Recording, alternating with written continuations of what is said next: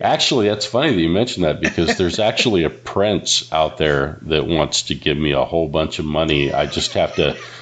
I have to do some money for some to cover some expenses, some banking transaction fees. It's only a few $1,000s, but it's going to be millions later. I'll have to tell you guys about that after it all comes through.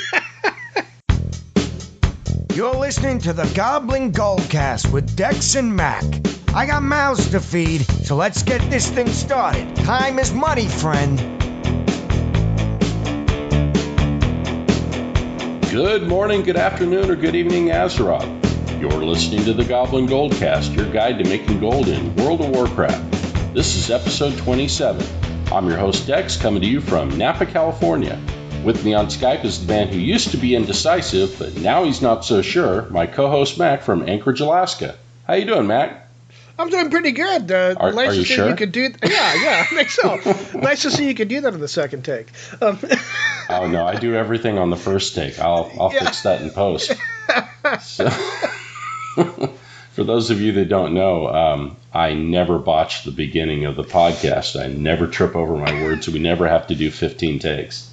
So he says. Well, we wanted to record the show yesterday, but I've been sick, and we decided that editing out all of my coughs and sneezing afterward would be a bit of a nightmare. So you'll have to excuse me if my voice still sounds a little bit nasally, but I promise you it's better than it was yesterday. He sounded like death warmed over yesterday. Oh, I was pretty bad. I remember when you called me up and you said, so we ready to do this thing? And I said, and you said, oh man. So it was pretty You said, clear. do you want a podcast, or would you rather have a beverage? I said, well, I guess I'll have a beverage. Yeah, I mean, really what I said was something to the effect of, go ahead, get your drink on, man. This is not happening.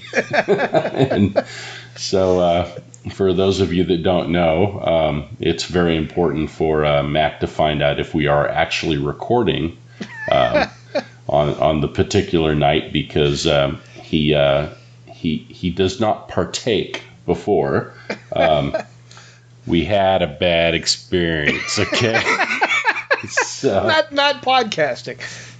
I think he's still giving me crap about something that happened 13 years ago. We had a different experience. MMO. Okay, things have not gone according to plan before. Never on the podcast. It was raid night. I mean, what could go wrong? Nothing could possibly. Something's wrong when the group asks, okay, who's the healer? And you say, oh, Mac's the healer, and they're like, crap. And by crap, I mean something that I would have to spend time editing later, which I'm not gonna. So, well, this week we're gonna ramble on about a question that seems to pop up at least once a month, and that's how can I use my gold making skills to make money in the real world? But before we tackle that loaded question, what's new this week, Mac? Oh, not much. PTR today, they did announce that 2.0 is going live, or is live on the PTR. So, just around the corner, coming to a game near you, flying soon. Yay. I know some people that are going to be very excited about that. Definitely going to be fired up. Was there any mention at all about when tokens are going to be usable for Blizzard bucks? They have not mentioned that yet. I will also say that the catch-up mechanic is awesome for the artifacts. Also, I've got my artifact. Well, you can't, at least that I can tell, you can't max it out, but I've got all of the upgrades on my DK's weapons, so I actually swapped over from Frost to Blood Spec, and I'm getting that maxed out now. So, trying my tank it up. Cool. I will say that the more 110s you have, the harder and longer it takes to do all of the flippin' daily world quests. Oh my word! So what you're saying is it's not completely alt friendly yet. It's alt friendlier. We're not seeing Warlords of Draenor level alt friendliness yet. Oh, not Not nearly. I have to make a decision. It's like I can do one emissary quest on all of my tunes every night, or I can do 3 on one, 3 on another. And then if I have more time, I'll do a second one. So yeah, guys in my guild watch me just swap from tune to tune to tune to tune. Well, I'm doing my gold making stuff and doing my other stuff. And how has your week been? Oh boy, well, I've been sick this week. I went away for the weekend, and we were up in near the Tahoe area here, and just near the border of Nevada.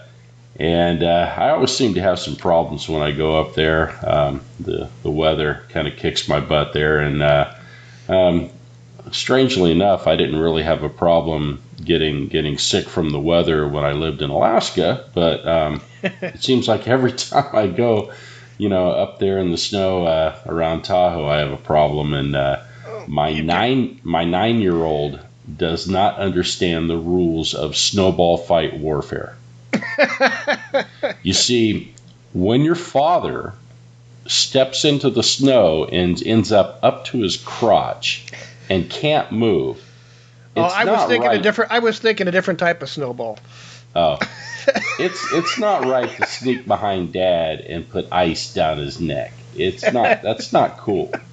And I'd hit him with a snowball or two. He'd freak all out, make me feel bad about it, and then he'd go around behind me and get me again. And it's eventually I wasn't falling for it, and I just started pelting him nonstop. And I realized later that the fake crying turned into real crying like about 20 minutes before I stopped.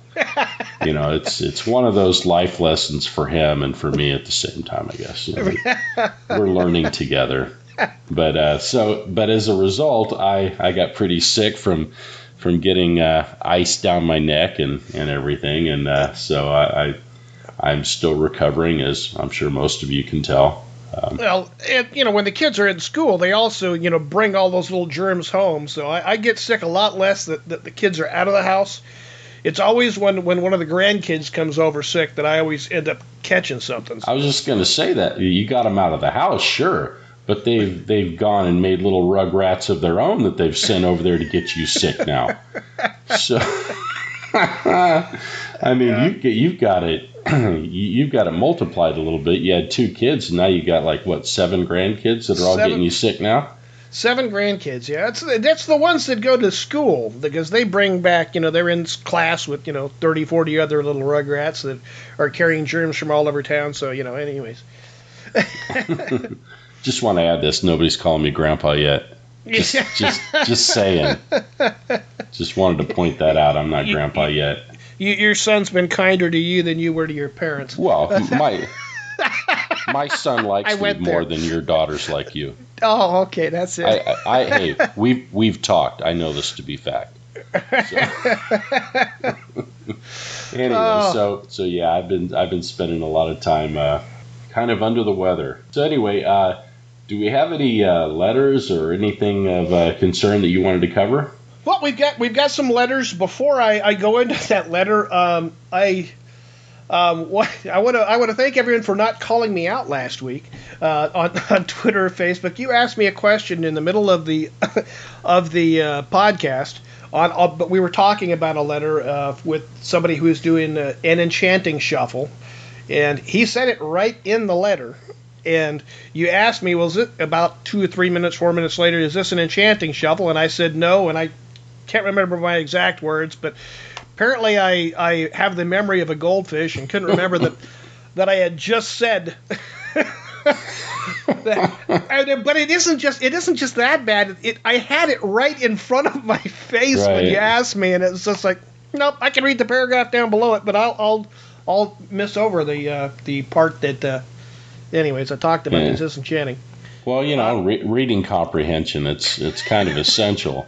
You gotta read it. Well, I mean, luckily, your brain's probably still under warranty, right? No, I don't think so. I think there was a recall. But we did find out we were right. Sean from last week. Said thanks for reading my email on the cast. He said I forgot to add a couple of details. I discovered a couple days later that I'd misread the profession window. He was a level 1 crafter in Warhide binding, so that was what he was doing the disenchants with. Okay. And he sent the items through the mail, so overall it was a panic question due to miscommunication. So when you say that we were right, you mean that I was right? Well, yes. That's what you. Okay. I just wanted to clarify. We know you've got that whole reading comprehension issue. Yeah. So. It's an age thing. And it just, and Mrs. Mack. I mean, I love to cook. And so this is a similar type situation where there's a store in town that every once in a while has duck, and I love duck. They put it on sale, manager special, and I buy them out, usually buy about 4 or 5 of them, put them in the freezer. This week I went to pull one out. I was going to make some some roast duck and pulled it out of the freezer to make room and thaw it out in the sink. And as I was going to pull it out, I pulled ice cream out that was in front of it. Put it back in. I mean, we put things down on the counter. It's like, put the ice cream back away. Put the duck in the sink so it can start thawing. And about 4 hours later, I walk in, open the fridge to get an iced tea. And it's like, what is this dripping all over the place? And for some reason, my side-by-side freezer refrigerator, I had taken the ice cream out of the freezer.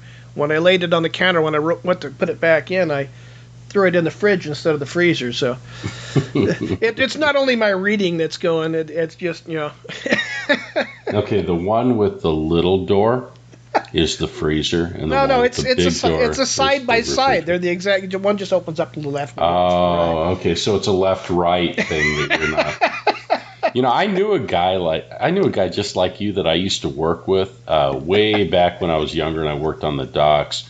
And we had to make a big R and L on his boots, so there wasn't any confusion. He could look down for reference, but I was just trying to rush to get everything handled. So anyway, you didn't notice all the it was kind of icy in the one, and it was just kind of like a little bit chill in the other one. No, it's colder outside than it is in the freezer, so I don't.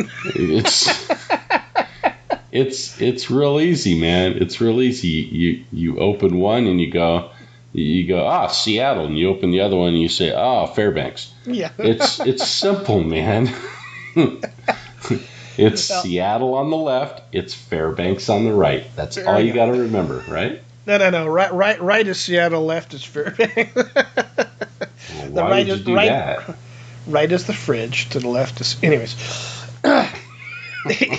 Anyways, he sent us another contacted us again this week and said he didn't make the same mistake he did last time by buying a ton of mats and accidentally choosing someone with a rank 1. He paid extra attention, had a level 3 crafter this week, made about 1,200-ish BOEs for the enchanting shuffle. It took him about 30 minutes, then another hour and a half to disenchant it all. Said he got around 10k dust, selling for 20 to 30 gold each in stacks of 25 for those wanting to make just enough for a single enchant. He says he found that stacks of 25 sell much better and faster than stacks of 20. So that cool. I like seeing that. Yeah. Stack size very important. Yeah. It does. We also have a new email from Duck Llama. He hasn't written before you get into the next one. I just wanted to say. I just wanted to ask. So the issue on that, it was a level 1 crafter that and the amount of mats that he gave him would just handle how many he was given, right? So it was just a miscommunication between the two. Right. Because people that do a lot of crafting know that the higher your level is, the less materials it takes to make the same item. So if you get a level 1 crafter, you're going to get a lot less of the item than if you get a level 3 crafter. Right. Well, I wanted to point out that that should show you something. You saw the big discrepancy on how much gold he was out by that before he knew that it was a level 1 crafter, before he realized that was kind of the deal. That's a great lesson for, when you're looking at this and just to see what the difference is. If you're trying to make gold and you're a level 1 of a certain craft, just how much more gold you're going to make if you go that extra mile to get level 3. It used to be that it didn't matter for all that. The crafting was done a completely different way. But now, because of the changes, you really got to pay attention to that. And when you're at the level 1, it's just really not worth doing at all to make gold, because you can't compete. To skill up, but yeah. Right, you would do the things that you would do to skill up, but I just wanted to take the opportunity to point out that this is kind of a little bit of a lesson to pay attention to that, because it can cost you a lot of gold if you were doing that on your own. Obviously, in this case, there was a miscommunication, and he assumed the guy was level 3 and he was level 1. Right. But yeah, if you're doing your own thing. Anyway, I'm sorry. Go on to the next letter. Yeah, well, this is from a listener new to writing in on the show. His name's it says Duck Llama here. I just wanted to say thanks for making the podcast. I've listened to them all multiple times, and wanted to give you guys more feedback than just another statistic than your download count. Thank you. Hopefully, so you guys keep on podcasting. Said I recently hit the 250K liquid with hundreds of fellwort and sallow pigments, and 2 engineers slowly churning out sky golems. So those our prices are going down, but sky golems are still making lots of gold. Yeah. As well as various other operations. Thanks largely to you guys and Marcus Ty, I believe it is. I'm on the high side of 40. I have a kid, not nearly as much time to play as I'd like. My wife also plays, so it's a thing we get to do together. So all the tips and ideas and methods you all talk about help me find lazy ways to make gold, and that's always the best way, that don't take away from much of our time together. Cool. Also, it also lets him buy her shinies so that she doesn't have to grind out on her own. For example, he said he got her a sandstone drake when he hit 400K. And so on. So he goes, it's the real reason he became a goblin, so that our playtime together is not infringed upon by needing to grind gold for anything. Cool. You guys help make that easier, lazier, and you're doing it well. You've got great chemistry. We've got chemistry, and I enjoy hearing y'all talk about anything and everything. Yeah, we've got chemistry. So does nitro and glycerin. But go ahead. Anyway. He says he looks forward to another 6 months. Duck Llama, Paladin, Blackhand, US Alliance. So there. Wow, so what you're saying is I haven't been harsh enough in my anti-alliance thing. We've still got people that listen that are in lines. I haven't turned everybody off. I think most people think that I'm kidding. 5 fellworts wheel about 10 sallow pigments. The unit prices are usually about the same for me. It's an easy, a slow flip to almost double your money if you're patient with posting. So awesome. Great way to make gold. Did he say if his wife listens or not, or just him? I did just him, as far as I know. This time I don't think I missed anything. I don't think he said that she. It's not everything is a test. Yeah. Okay. I honest to God was not testing you on that. I'm just glad that no one called me out on it last week. It's like, you just read it. What's wrong with you?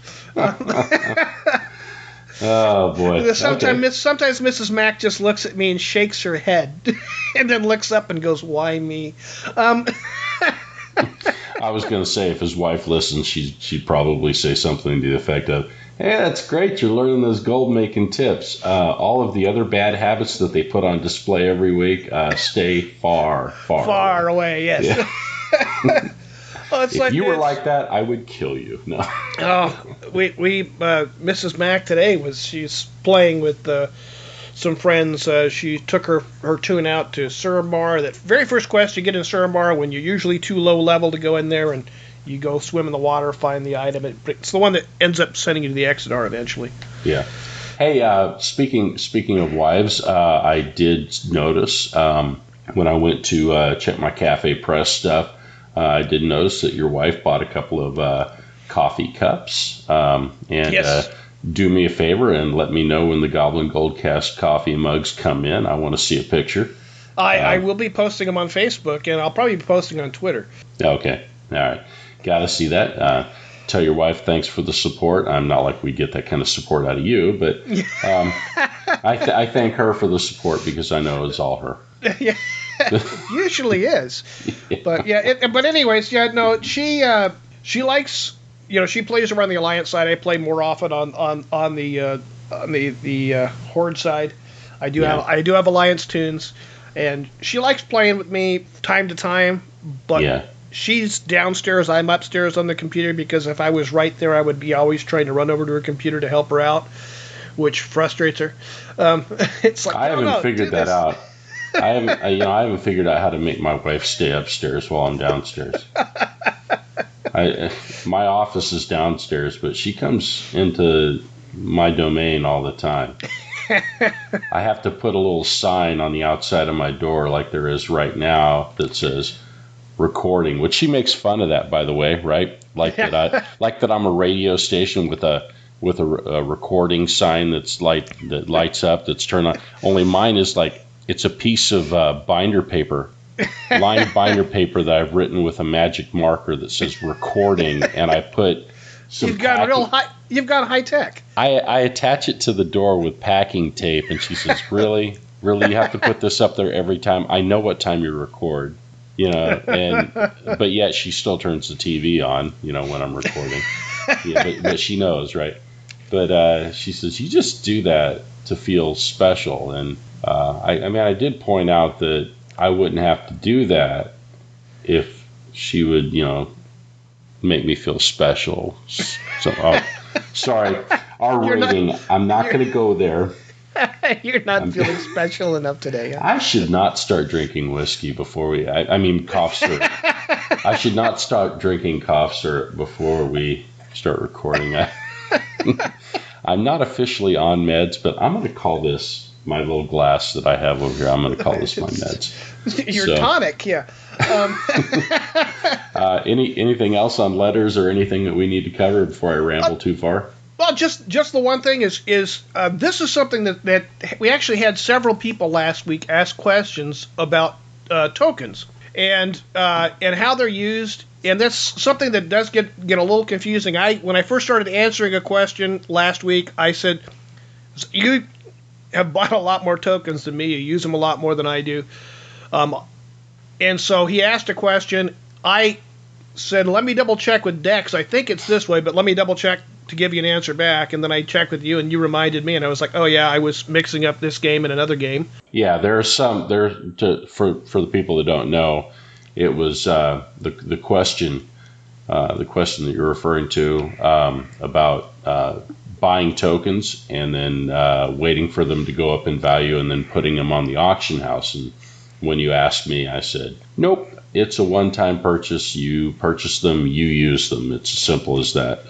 There is no turning them over. EVE Online and EverQuest and I think a few other games that have Playtime tokens.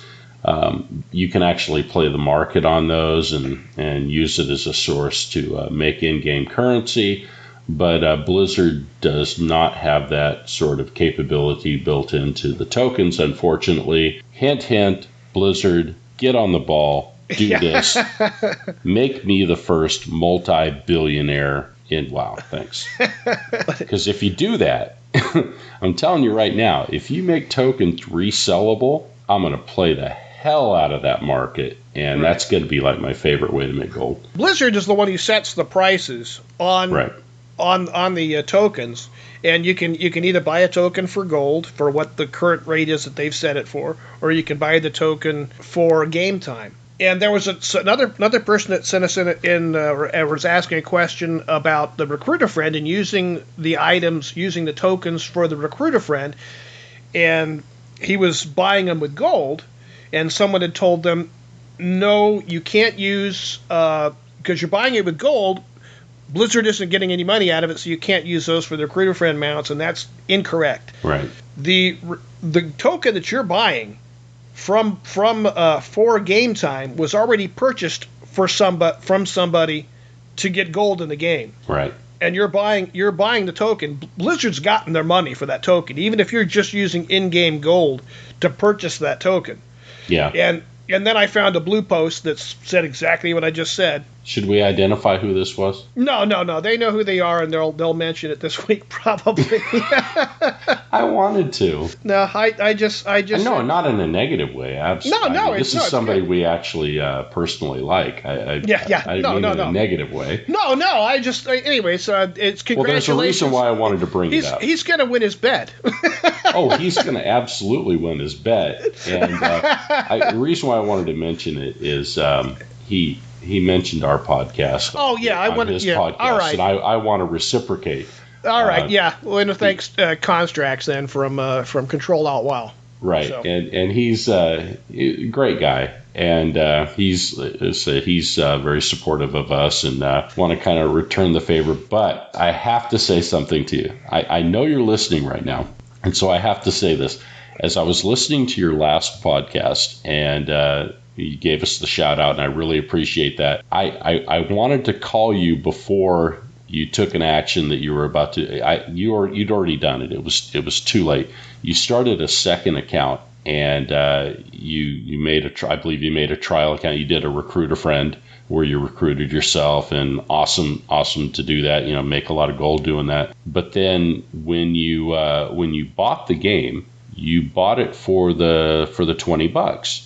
And I wanted to point out, if you ever do that again in the future, where you do this whole process, if you wait a day or two, it only takes a day or two, Blizzard automatically offers you a half-price deal.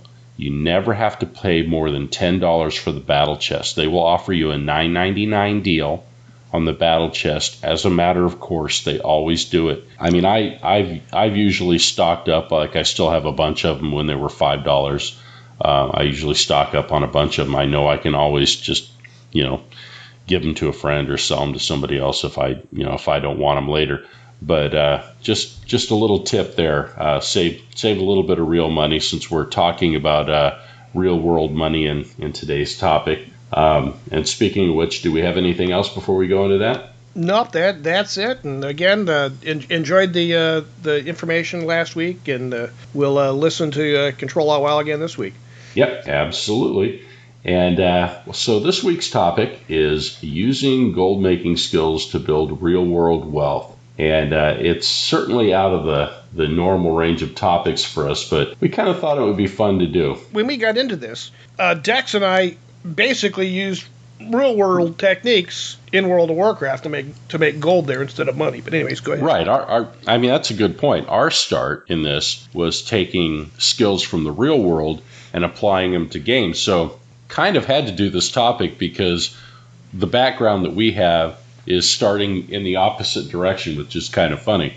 So it kind of brings it full circle. But there are some limitations. As a few people have pointed out in the past, if you make some bad decisions in the real world and you make some bad investments, you decide that you're going to buy 300-400 Fellbat pups at 400 gold each, and you go broke because some idiot on a podcast told you that it'd be a good investment.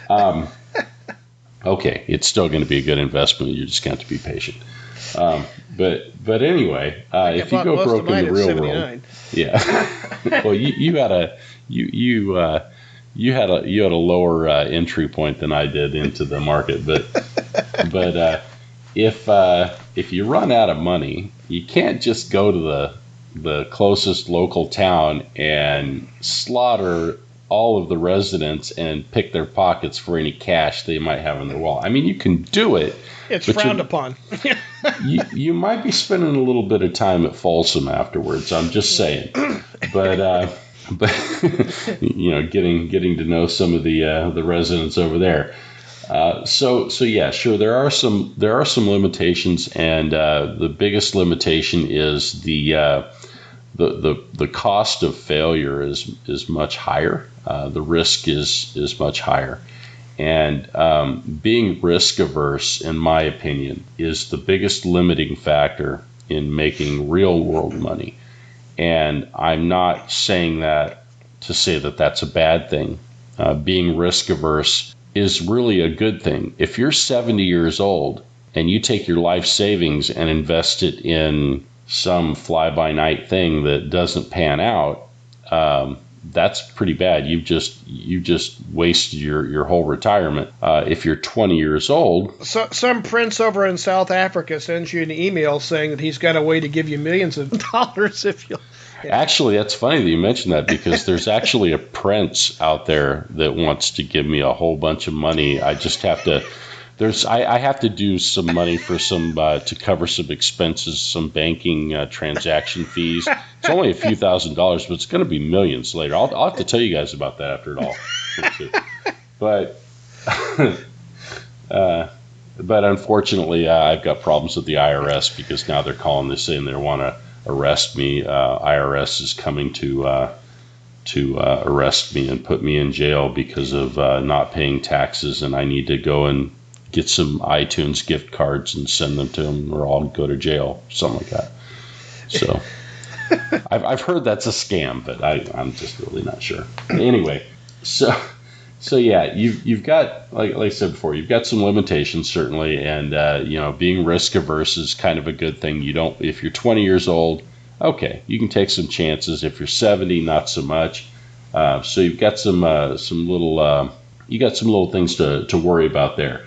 But certainly in the real world, you've got tailors and blacksmiths and and leather makers, leather workers, and things like that. Just like the professions in WoW. And in fact, here in California, believe it or not, we've got some herbalists that actually make a lot of money.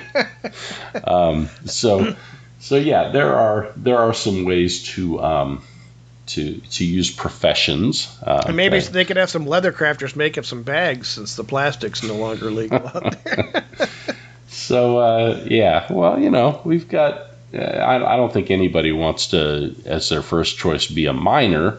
It's a hard life and everything, but yeah, there's definitely there are definitely professions. Jewel crafters are in real life, but outside of the obvious like that, there are ways to take those skills and turn them into profit. And like Max said at the beginning of the segment, that's kind of we kind of went the other direction. Both of us.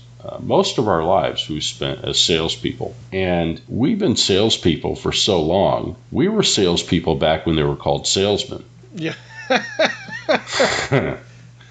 not going to get political. Anyway, so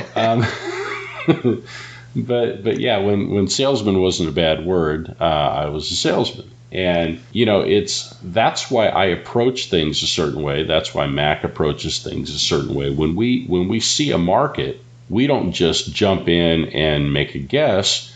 We look at it and examine, okay, we've got supply and demand. People that in the real world deal with this sort of thing understand very well about supply and demand. If you want to make money in the real world, if you grasp no other concept, grasp that one. Right, similar to flipping stuff in the auction house. Years ago, and I'm going to go back, we were in our 20s.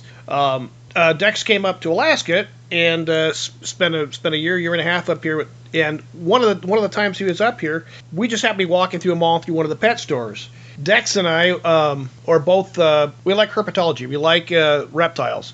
And so we were going through this pet store looking at reptiles, and Dex looks over and goes, "That iguana is selling for $65. He goes, "In California, I could get one of those for half that price." And we started thinking about it, and we did a little bit of research, went back, and found out we could order them from a breeder outside, and we could bring them in at $5 a pop if we bought them in bulk, and bring them up on Delta Dash for $50.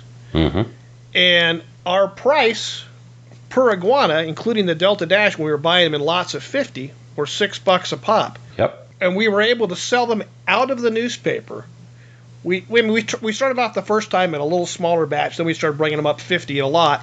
We were selling them out of the newspaper. By the way, that's called testing the market before you invest it. Anyway, go ahead. So we were selling them in the newspaper, $35 for one, or we were doing 60 for two. And we were selling pairs of iguanas like crazy for almost no investment, just out of the newspaper. I mean, we had some of the people from the pet shops that were coming over. Some of their employees were coming over and buying from us. And ours were healthier. Yes. The ones that were in the pet shop looked like they were about to die, and they could actually come over to our place where we're living And they could see in the great big cage, they could see all the little loose cannons running around. It would look like Jurassic Park, for Christ's sake. And, we put a plate of veggies and fruit and everything in there. And it was just, when you saw them all converge on this little paper plate full of veggies, it was just hilarious. I mean, if YouTube existed back then, which it did not, but if YouTube existed back then, that would have been like them converging on that plate. That would have been a million view YouTube video for sure. And a great marketing video. Yeah. Right. But people would come over and they would see these healthy iguanas eating really well and jumping around all over the place. And these were very alert animals, unlike, what was elsewhere. So having a better product at a better price. And a lot better price and selling a bunch of them. That worked out for us. Pet shop owners weren't too pleased with us. No, but they did lower the price, just like in the auction house. They did, but the problem was, I think we were able to sell them for less than what their cost was. If they're bringing them in, they're only bringing them in ones and twos, which were a lot more expensive, and we were bringing them in bulk. I dare say their overhead was a little higher than ours. Oh yeah.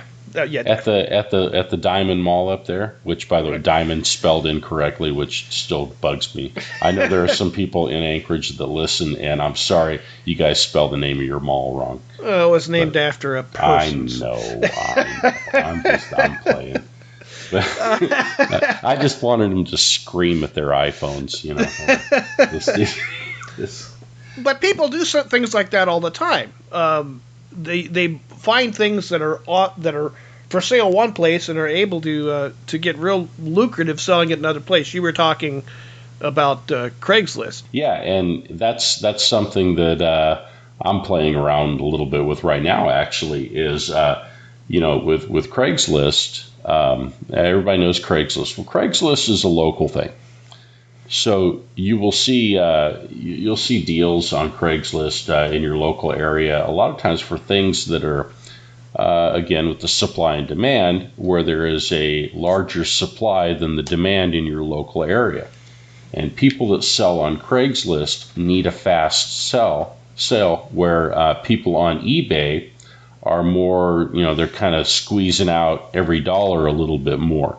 And so it's two completely different markets, but learning how to use one market with the other one. So in your local area, maybe you can pick up certain things on Craigslist that you can sell to somebody across the country on eBay and make a nice profit.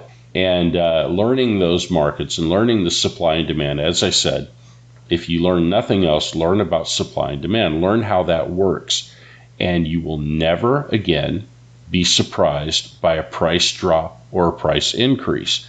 I hear it all the time in game where people, oh my goodness, I had no idea that mount was going to go up in price. I had no idea that sky golems were going to go through the roof. Well, I did. Right. And the reason why I did was there was an increased demand for it, and the supply didn't go up. Now the supply has gone up. Now the supply is going up at a faster rate than the demand. And the demand is going down because people are getting one, and then once they have one, they don't need another one, right? And so that need is being filled, and more people are jumping on the bandwagon. So it's going to go down the other way. It'll take a little while because you have an item that actually takes 30 days to make because of a cooldown. And it's a no-drop item, so you can't have multiple characters with the cooldown and combine all of those items together. You can have all those characters make separate sky golems, but you can't combine it together. So there is a limiting factor on that, which will help make it not as dramatic. I'm telling you right now, if it weren't for that, sky golems would have already crashed through the floor. Oh yeah. So learning about the supply and demand, it's like what's a good real world example? If somebody in Japan decides somebody who has a lot of money in Japan decides that they want gold, And so we're talking about, say there's a billionaire in Japan that decides that they want gold. And so they're buying up gold like crazy. Well, the supply of gold, available gold, is going to go down, which is going to make the price go up. So when you see that something's being bought up, you know that the price is going to rise. I remember when I was a kid, the Hunt brothers were buying up silver like crazy. And silver went from $3 an ounce to $50 an ounce in what seemed to me as overnight. Now, most of you listening to this podcast aren't going to know what I'm talking about, because this was a long time ago. This was in the time before AOL. We'll just say AOL. It was a long time ago. Back when I was still using a 200 baud modem. Yeah. This was back at a time when I carried a condom in my wallet. So a long time ago, and so sorry, I distracted myself. You don't get to think about those things anymore. I'm in danger of reminiscing right now. I'm not going to do that. So, but yeah, the Hunt brothers were buying it up, and they created an artificial scarcity of silver.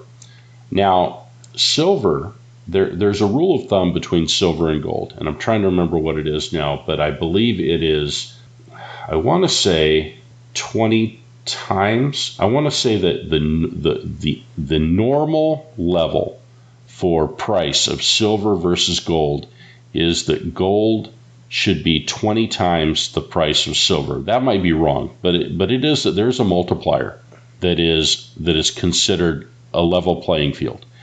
And what happens is, if silver rises above that or gold rises above that, then you know they're out of balance, and you know that's not going to last. Well, that's what happened. Silver rose up to $50 an ounce, and gold did not go through the roof in the same way that it did in later years, in more recent years. So we knew it was artificial. We knew it was temporary. My father and I talked about it. Here I was, I think I was a teenager at the time, and we bought a bunch of silver, and then we sold it. We bought a bunch of silver when it was starting to go up. It hit like about $15 an ounce, and we bought it up. And then we sold it when it was in the 40s. We didn't hold on to anything once it was $50 an ounce. We didn't hit that top end. We got rid of it before because we felt like it was going to crash. It didn't crash for a while. We sold a little too early, but we still made a ton of money on it. And so, that's just an example of understanding supply and demand, and also understanding artificial supply and demand, which also happens in game. There are temporary situations that you can certainly take advantage of. But when I was talking about Craigslist versus eBay, Craigslist versus eBay is more of a regional arbitrage kind of thing. There are things that are easily acquired in Alaska, for instance, that somebody in New York's not going to be able to get very easily. And so you can buy that thing in Alaska on Craigslist and then put it up on eBay for somebody there's no way they're going to be able to drive to some guy's house in Anchorage and pick it up, right? So you can jack the price up and do that. So that's something there. Arbitrage, just general arbitrage. A story I like to tell. Something I did to make a lot of money at one point was when sports betting on the internet became big. It was very, very much unregulated, and one sports book would have one line, one betting line, and another sports book would have another betting line. And what I found was the point spread, like in an NFL game, would be vastly different between two different sports books. I could actually place bets, one bet on one team at one sports book and on the opposite team at another sports book. And I didn't really give a crap who won the game because I made money either way. And sometimes I won both bets. Sometimes there was a certain percentage of the time that I won both bets and won big. And so because of that, because of the different spread, because of the different, there was nothing that was keeping them all balanced together. I was able to take advantage of that. Now that's no longer anything that's real easy to do. I've done a lot of these things. I day traded for a while, online stocks, and I would watch stocks that would run in a wave, where I would see throughout the week the price would go down, and then it would come back. Maybe Wednesday it was up higher, and then Thursday it would start coming down, and Friday it would start coming down, and then Monday it would start coming back up. And it was a constant wave, and I would look for stocks that would do that, and I would buy them. Everybody says buy low and sell high, and it pisses a lot of people off to hear that, because it sounds like that they're kind of insulting you to say that. But there's a reason why they say that. It's very true. You might think, of course I'm going to buy low and sell high, but how do I know when? If you watch the wave, you can see that. We've all seen that in the auction house. Certain days of the week, raiders are buying potions and things like that for raids, raid night, and so forth. And then other parts of the week, you're not getting nearly as much for the items. You learn the wave. You learn it in the auction house. You can learn it in the real world. And there's certain things. Sometimes there's certain things in the auction house. You have one particular person. You get to know who they are, who people are that are selling the same item that you sell, and they're notorious for undercutting anybody who drops down in the market, and they undercut usually by a lot. And there's sometimes where I'll specifically just throw 10 of a certain item up, so they can throw a stack or a couple stacks of that same item for a lower price, and I'll snatch them up and bring the price back up. And I do that a lot with certain items in the auction house. It makes me gold. I think that's going to about wrap up today's show. I'm in a hurry to head out to the nearest town to kill all the residents and take all the money out of their pockets. I'd like to thank Schaefer Bates for his awesome work as the Goblin voice at the beginning of each show, and also Kevin MacLeod at Incompetech.com for our theme music, Hot Rock, licensed under Creative Commons. And if you need to get in touch with us, you can contact us at Mac, that's M-A-C, at GoblinGoldcast.com, or Dex, that's D-E-X, at GoblinGoldcast.com. You can contact us on Twitter at Goblin Goldcast, or you can visit us on Facebook. And don't forget to visit the swag store at cafepress.com/Goblin Goldcast. I'm thinking about putting out a new design out there for baseball caps. It says "Make Azeroth Great Again." But you can leave us a voicemail on our website, goblingoldcast.com. And please subscribe to us on iTunes or Stitcher if you listen to us there.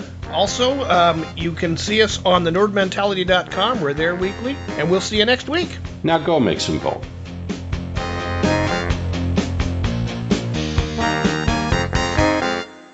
Inconceivable! You keep using the word. I don't think it means what you think it means.